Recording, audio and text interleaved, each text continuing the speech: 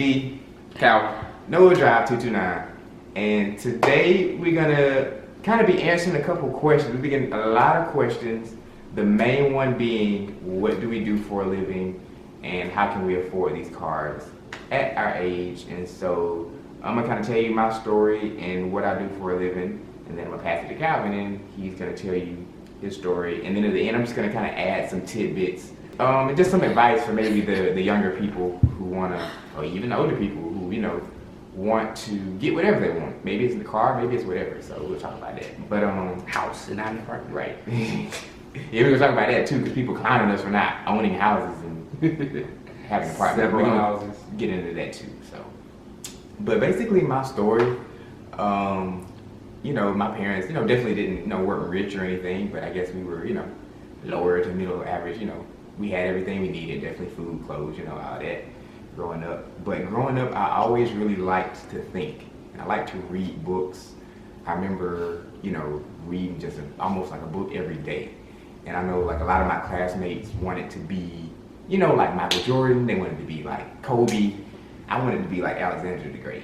I wanted to, strategize like him. That's what I looked up to. Even at like age 8, I was looking up, strategies Alexander the Great used, Plato, Socrates.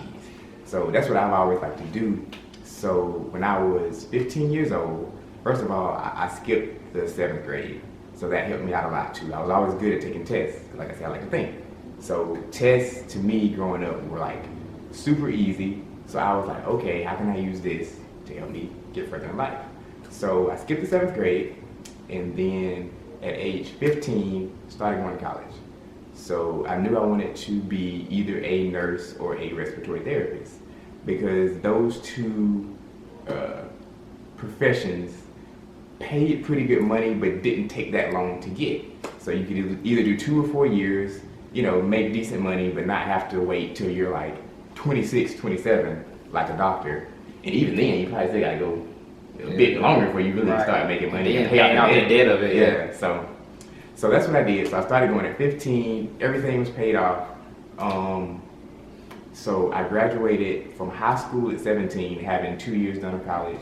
Then I graduated from college at age 19, respiratory therapist, and I had no school debt because I got scholarships, because I got good grades, because I was good at taking tests. So that's how I became a therapist at 19. So at that point, I was 19 years old and a therapist, making, pretty decent money. And so my first car was an Acura TL. Before that, I had a 94 tan Honda Accord. It was like somewhat dusty. I kept it kind of clean though. It was dusty looking though. Like even when it was clean, it looked dusty though. I hated that tan color, so I'll never buy a tan car again. It's like a point A to point B car. Yes. That's about it. Yes, but it was clean. I mean, it definitely got me everywhere. I mean, I like that car. I would still drive it today, to work and stuff. If I still had it, it was clean, but it was tan. It was dusty looking. I didn't like that tan color. But a 94 Accord. And by the way, to get me through school, I didn't talk about that part. So I would wash windows, and also I worked in the bowling alley till I got done with school. So that's what I did. But so I had the 94 Honda Accord. Then I graduated, worked a few months, and I got an Acura TL 2010 Acura TL black, and then I blacked it out and put some rims on it. It was super clean. Yeah, it was alright. I like that one. And then a bad decision. I already talked about that. I got the E90, the 335i. It was fun though. I mean, it was fun while it worked. Like a long. It worked for like 2 weeks, and then started long starting and crap. So that's pretty much my story. I'm trying to see if there's anything else I should add. But no, that's what I do for a living. I'm a neonatal respiratory therapist. So work with babies, also pediatric too, but getting them off the ventilator, the life support, work with the doctor. So there you go. That's what I do for a living. I ride on the back of a garbage truck. I'm one of those people that grabs the trash cans and put it in a little hook so it goes into the trash. Right. I did want to be one of those as a child. I grew up, my parents were a little bit above average as far as income goes. I kind of came, a little bit, I kind of came from a household where I actually learned how to drive in S-Class. So I was always around German cars. I was always around luxury cars, performance cars. Like I mentioned in a previous video, my dad built show trucks. My uncles built race cars. Like everything about cars has always been in my life from day one. So I knew when I got to a point in life where I could afford things, cars were going to be one of the things that I bought. As far as what I do, I'm a registered nurse. I work mostly intensive care. I've done a little bit of ER. To kind of tell you the backstory of how I got there, I ain't skipped no grades. I ain't that smart. I'm pretty stupid. So I went through high school. I did a few AP classes. So I was able to exempt some of my my college courses. Not many of them because I really didn't care much about doing AP courses too much. I wasn't really focused on what I needed to be at that time. So I went through college. It took me about 3 years to get the nursing degree. I was able to, like I said, cut some stuff. It took me 3 years to get that. While I was in college, I worked at Red Lobster. I served and bartended at Red Lobster. Funny story about that is one of my regulars at Red Lobster turned out to be the director of the ICU I started out working in. And he was also my teacher in one of my classes. So he knew my work ethic, he knew my grades. So when I came out of school, which most people don't even get into the ICU straight out of school, which for you that don't know, that's an intensive care unit. I came straight out of school into the intensive care unit because, like I said, he was one of my regulars. He knew my work ethic at work. He knew my grades in school. So he was like, yeah, you're in, you're hired. I didn't have to have a bunch of references, all that stuff. Just kind of got in, got a job. That job kind of prepared me a lot for what I deal with now because we dealt with some short staffing issues. We dealt with high acuity patients.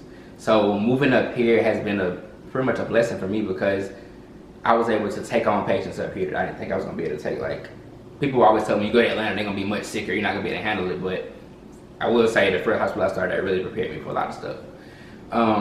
And I just love what I do. I love helping people. I always tell people a funny story about nursing too. I didn't want to be a nurse until my last semester in nursing school. I always said I wanted to be an engineer. The reason I ended up loving nursing was because I had a patient that was on the ventilator. He had just had a open heart surgery and he had something on his face. And his family was looking at him kind of crazy, like, what is it? Because I couldn't see it from the angle I was at. So I went over and cleaned his face, just not really thinking nothing of it, just kind of, man, got something in his face, get it off.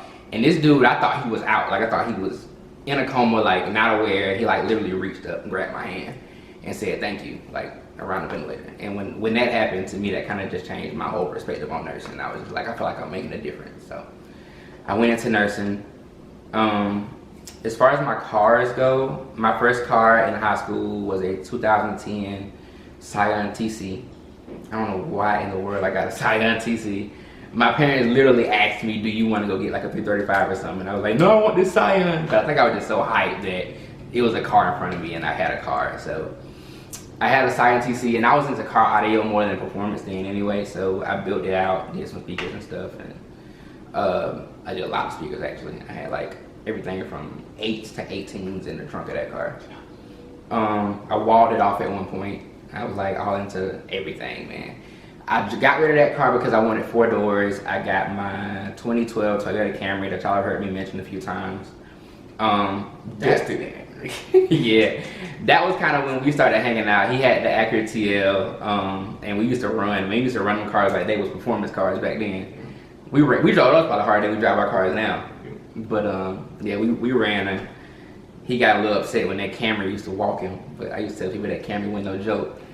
I had my 2012 Camry. I kept it pretty much stock. I didn't do much to it. It was kind of my supposedly trying to grow up and settle down and not be so reckless with money car, but that didn't happen. So when I graduated nursing school, my first thing was, like I said, to get a car. And I ended up saying that I wanted either an M3 or a C63 or anything like along those lines. And I ended up with the M3, which I saw in the video. Why did I choose the M3? I ended up choosing the M3, love the car, and just kind of fortunate to be in the position to even have it. That's kind of just a backstory on how I got where I am. I want to ask you about how you mentioned the first hospital. I worked at the same hospital starting out, because back in Albany, Georgia, where we're from. And it definitely prepared me. I would say too for Atlanta. I would say that's the most intense hospital. Like these ones in Atlanta haven't even been as much pressure. No, I was literally just saying that this morning. In Atlanta, like I mean, like and the one in Albany was a real deal. Yeah. To tell a story like how he told what let me know I was doing the right thing or whatever. I started out in the NICU, and most people out of school don't get to do that as a therapist, but they were so short that they let me go in there, and a lot of people were impressed that I was 19 years old doing that. So they were like, okay, let's give this guy a chance or whatever. So one day we were in the NICU, and there was a baby that wasn't gonna make it, and so the baby ended up not making it. And so what the family decided to do was just to withdraw care. And so with that being done, the respiratory therapist has to be in there to remove the breathing tube for the ventilator. And so I was in there, the nurse was in there, and the doctor. And I think they had the priest with them in there. And so it was the dad, the mom, and a little girl. She was about 5 years old, and that was her sister that was about to die. And so I took the breathing tube off, and the nurse stopped all the fluids, all the medicine, and I think the baby lived about a minute or two, because it wasn't breathing, obviously, so it didn't last too long. But what really touched me was that the nurse had made a bracelet for the baby, and so she put it on the baby, because they always dress the babies after they die. And she made a bracelet for the baby, and they made a same exact bigger one for her 5-year-old little sister, her big sister. And so they put that on the baby. And I remember the dad, when we left, he just looked at me. He was crying or whatever, and he just said thank you, and that really touched me. So that was just a story, let me know. Yeah, I was doing the right thing thing. about healthcare, man. You really never know what you're gonna run into when you walk into that hospital, man. And you kind of have to learn to be there not only for the patient, but to be there for the families. Like, it's not as easy as people think to just go in there and do stuff. And people, I always tell people, man, like, people want to know, like, for example, people want to know what we do for a living, how we afford this stuff. But you cannot go into nursing or respiratory therapy or anything like that for the money. Because if you do, you're not going to last, because it's not an easy job by any means.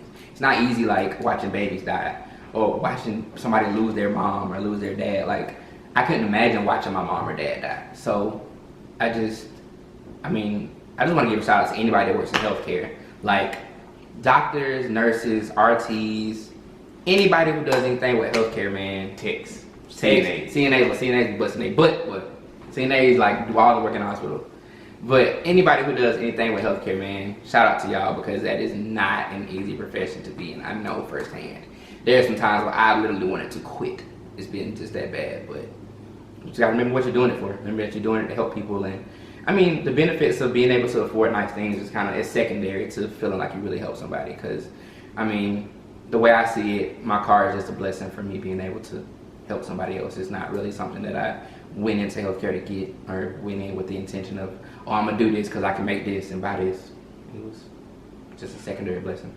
I like to say the point of, we made this video about what we do for a living, but to a certain degree it's kind of irrelevant, because while it works for us, it works for our strengths, being able to deal with it. Somebody else probably has, or certainly has, different strengths. Everybody's different, like asking what you do for a living in order to, of course it's curiosity and that's fine, but in order to do the same thing just because somebody else does it doesn't make any sense. Because like, what if you say, okay, I'm gonna be LeBron James because LeBron James has a lot of money, but you like 5'3" and suck, so it doesn't make sense. So you 5'3" and I suck at basketball. So if Calvin had just looked at LeBron James and saw he had a lot of money and tried to become a basketball player, would have failed. So everybody just analyze yourself and see what your strengths are, and try to focus on that, because everybody has a strength. Just find a way to market it. Know something that somebody else doesn't know, and you will be comfortable in life, and you don't have to worry about anything. And the biggest thing is, and I know it sounds kind of cliche, but like, don't give up on what you want to do. Like, don't be one of those people who kind of just settles for, making this or having this. Like, contentment is fine, settling is not. Like, it's okay to say I'm content with where I am. I'm not gonna reach out for more, because that's how you end up in the endless cycle of reaching out for stuff that you maybe can't afford or shouldn't try to afford. But when it comes to like settling, I think everybody's, like you said, everybody has a strength. Use it. Push yourself to really become something better. Like D was saying, plan out. Like, make a plan of attack of how you're gonna do things. Like, if you follow our stories, you notice that we went to college with the purpose. We didn't go with like, oh, I'm undecided on my major. I don't know what I want to do. Like, go with the purpose. Go with what you want to do, because if you just go in, I mean, college ain't free. So if you go in and you're just spending money, spinning your wheels, trying to figure out what you want to do, you're losing money in the process of where you could be at least having some type of degree and making some money. And then you can always go back and further your education if you want to, that's your thing. But I definitely say go to college with a purpose. Like, have a plan, and definitely don't just settle for less than I feel like you deserve. I feel like everybody deserves to have the things that they want in life. Yeah. I know a lot of people, because like I'm 22, he's 23, a lot of people our age have gone to college, graduated, and have nothing to show for it. They don't like what they went for, they just did it for the money, or they can't find a job, they didn't do their research, they didn't plan out correctly, and now they're in all types of debt, you know? And they go to a 4-year school for no reason. You know, so just make sure you definitely plan things out in high school, you know, take it serious. Like, I went to college for free because I got a scholarship. So matter of fact, they paid me. I got so many scholarships.